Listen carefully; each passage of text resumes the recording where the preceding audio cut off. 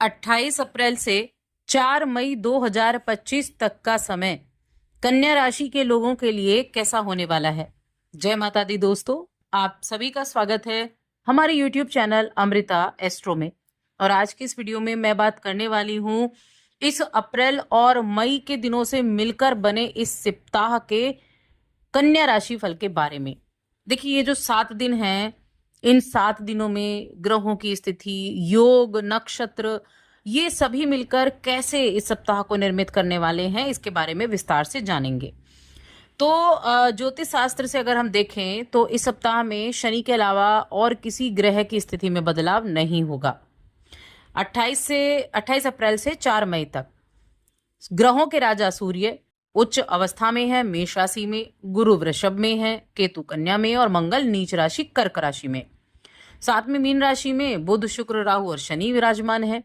अब शनि के नक्षत्र की जो हमने बात की, तो शनि जो है ना वो उत्तरा भाद्रपद नक्षत्र में प्रवेश करेंगे 28 तारीख को ही, यानी कि इस सप्ताह की शुरुआत में ही। तो ये जो नक्षत्र परिवर्तन होगा, इससे भी प्रभाव आपको देखने को मिलेगा। अब ये ग्रहों की स्थितियां हो गई। इसके अलावा जो इस महीने का अंतिम दिन है 30 अप्रैल का दिन, वो बहुत ही खास और विशेष दिन है, क्योंकि ये दिन जो है ये अक्षय तृतीया का दिन है और ये बड़ा महत्वपूर्ण दिन होता है। इसी दिन माँ गंगा अवतरित हुई थी पृथ्वी पर। इस दिन भगवान परशुराम का जन्मदिन है। इसी दिन भगवान कृष्ण ने पांडवों को अक्षय पात्र दिया था। तो ये दिन बहुत महत्वपूर्ण है। इस दिन आप क्या कर सकते हैं, इसके बारे में भी हम जानेंगे। सबसे पहले हम राशिफल की बात कर लेते हैं कि कन्या राशि के जातकों के लिए ये सप्ताह कैसा रहेगा। तो सबसे पहले मैं हेल्थ की अगर बात करूं, देखिए हेल्थ के मामले में कन्या राशि के जातकों के लिए आपकी राशि में केतु विराजमान है और हेल्थ का थोड़ा सा ध्यान जरूर रखना होगा आपको। पहले से अगर कोई हेल्थ इशू चल रहे हैं तब आपको थोड़ा ज्यादा सावधानी भी रखनी पड़ सकती है अपनी हेल्थ के मामले में। और कोई पेन है, कोई जॉइंट पेन है, इस तरह से चीजें आपको ध्यान रखना है। अब आगे की बात कर लेते हैं। थोड़ा खर्चीला भी रहेगा ये सप्ताह, तो खर्चों पर थोड़ा सा कंट्रोल करने की कोशिश करें। और साथ में देखिए शनि जो है ना, शनि की स्थिति 7वें भाव में है। इस सप्ताह की शुरुआत में हाथ खोलकर पैसे खर्च ना करें, इसका ध्यान रखें। अब घर में किसी सदस्य के स्थान भी परिवर्तन हो सकता है। कोई किसी का कहीं प्रमोशन हो जाए या फिर कहीं किसी को जगह छोड़कर दूसरी जगह पर जाना पड़ जाए, ऐसी भी संभावनाएं बनती हुई दिखाई दे रही हैं। यानी कि जहां अभी आप रह रहे हैं वहां से कहीं दूर जाने का प्लान बने। आप नहीं, आपके कोई रिलेटिव हो गया, आपके घर का कोई भी सदस्य हो गया, भाई बहन या कोई भी, तो उनके स्थान परिवर्तन का भी योग इस समय अवधि में बना हुआ है। अब कामकाज के लिहाज से अगर देखा जाए तो देखिए मेहनत रहेगी, बहुत प्रयास भी आपके रहेंगे और मन में थोड़ा सा ये भी रहेगा कि मेहनत तो इतना कर रहे हैं लेकिन शायद उतना रिजल्ट आपको नहीं मिल रहा है। तो चिंता बिल्कुल भी ना करें, क्योंकि महीने के सप्ताह के अंत तक परिस्थितियां एक बार फिर से अनुकूल होती हुई दिखाई देंगी। और जो इस राशि के जातक जॉब के लिए भटक रहे हैं, रोजी रोजगार के लिए भटक रहे हैं, उनको इस सप्ताह में अवसर जरूर प्राप्त होंगे। उसे हाथ से न जाने दें, क्योंकि उसके छूट जाने के बाद में आपको पछताना भी पड़ सकता है। यानी क्विक डिसीजन लेना, अपॉर्चुनिटी मिली है तो फटाफट से डिसीजन लेना है। ऐसा ना हो कि 2-4 दिन आप वेट कर रहे हैं तो वो जो काम है वो हाथ से निकल जाएगा। कार्य क्षेत्र हो या आपका राजनीतिक क्षेत्र हो, जो राजनीति के फील्ड से जुड़े हुए हैं उनकी बात कर रही हूं, कोई भी क्षेत्र आपका हो, अपने वर्चस्व को बनाए रखने के लिए आपको परिश्रम और मेहनत और प्रयास सबको करनी पड़ती है। बाद में सफलता उसकी सबको दिखती है, लेकिन उससे पहले उसने कितनी प्रयास किए हैं, कितने पापड़ बेले हैं, वो किसी को नहीं दिखता। तो इसीलिए हमेशा परिश्रम के करने से पीछे ना हटें, अपने प्रयासों में कमी ना आने दें।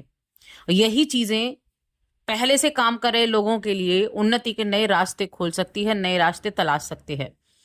मनचाही रिजल्ट भी आपको प्राप्त होंगे जो बिजनेस कर रहे हैं उनके लिए, और लाभ के लिए जो योजनाबद्ध तरीके से काम करेंगे उनके लिए लाभ भी प्राप्त होगा। रिश्ते नातों की दृष्टि से भी ये सप्ताह मुझे ठीक दिखाई दे रहा है। कई बार होता है ना कि लोग आपकी बातों का गलत मतलब निकाल लेते हैं और आपसे दूरी बना लेते हैं। तो ऐसी स्थितियां खास तौर से रिलेशंस में ज्यादा हो जाती हैं, तो थोड़ा ध्यान रखें।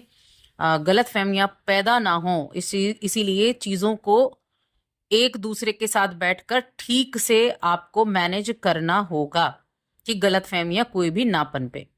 ये चीजें आपको ध्यान रखनी है। और आर्थिक स्थिति को मजबूत करना चाहते हैं तो उन लोगों से राय मशवरा जरूर लें जो पहले से उस फील्ड में है जिस फील्ड से आप जुड़े हो, जो अनुभवी हो, जो समझदार हो, जो ऐसा करने से आप अपने खुद के काम की भी सुरक्षा कर सकते हैं, धन की सुरक्षा कर सकते हैं, लाभ अर्जित कर सकते हैं, नई चीजों को सीख सकते हैं। अब कुछ अच्छी चीजें जान लेते हैं। देखिए, घर में किसी ना किसी के नन्हे मेहमान के आगमन की सूचना आपको मिल सकती है। कोई ना कोई ऐसी खुशी आपको मिलेगी जो घर में नन्हे मेहमान के आगमन का शुभ समाचार मिलेगा। खुशियां बढ़ेंगी, मेलजोल बढ़ेगा और इस मौके को खास बनाने के लिए कोई सेलिब्रेशन की योजना भी बन सकती है। तो ये खुशखबरी आपको इस सप्ताह में भी देखने को मिलेगी। अपने कॉन्फिडेंस लेवल को बस हाई रखें कामकाज के सिलसिले में। सहकर्मियों के साथ अच्छे से आप मैनेज करके रखें, ये थोड़ा सा ध्यान रखना है। स्टूडेंट्स की बात कर लेते हैं कि स्टूडेंट्स के लिए कैसा समय रहेगा। तो देखिए, मुझे स्टूडेंट्स के लिए ठीक दिखाई दे रहा है, क्योंकि कहीं ना कहीं आप अपने जो सब्जेक्ट्स हैं उनको लेकर बहुत अधिक सक्रिय रहेंगे। अगर कुछ नहीं समझ में आ रहा है तो टीचर्स की हेल्प लेते हुए दिखाई देंगे। तो ये अच्छी चीजें हैं, तो स्टूडेंट्स के लिए अच्छा है, अच्छे परिणाम प्राप्त होते हुए दिखाई देंगे।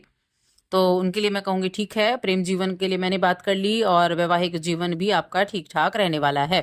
अब बात करते हैं हम यहाँ किस चीज के बारे में, अक्षय तृतीया के बारे में। अक्षय तृतीया, जैसा कि मैंने कहा, बहुत ही शुभ दिन, एक अबूझ मुहूर्त होता है। बिना किसी मुहूर्त को देखे इस दिन आप अपने कोई भी नया कार्य, शुभ कार्य कर सकते हैं।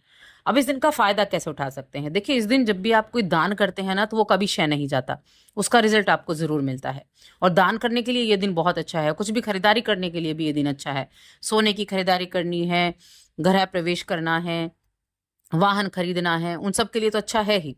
सुबह उठें, स्नान आदि करें, स्वच्छ वस्त्र पहने, उसके बाद भगवान विष्णु, माँ लक्ष्मी की आराधना करें और या तो विष्णु सहस्त्रनाम का पाठ करें या लक्ष्मी स्तोत्र का, या दोनों भी आप कर सकते हैं, बहुत अच्छा रहेगा। उसके बाद कुछ ना कुछ दान जरूर करें।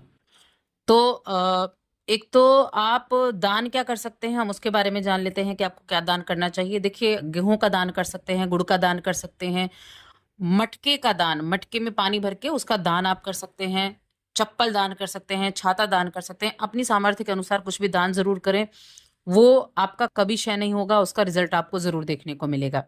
बाकी उपाय मैंने आपको बता दिए हैं। ये बहुत इंपॉर्टेंट दिन है, इस दिन का लाभ आप जरूर उठाएं। कुछ भी अच्छे कार्य करके आप इस दिन का लाभ उठा सकते हैं। तो बस आज की इस वीडियो में इतना ही। वीडियो कैसी लगी हमें कमेंट करके जरूर बताएं। जय माता दी।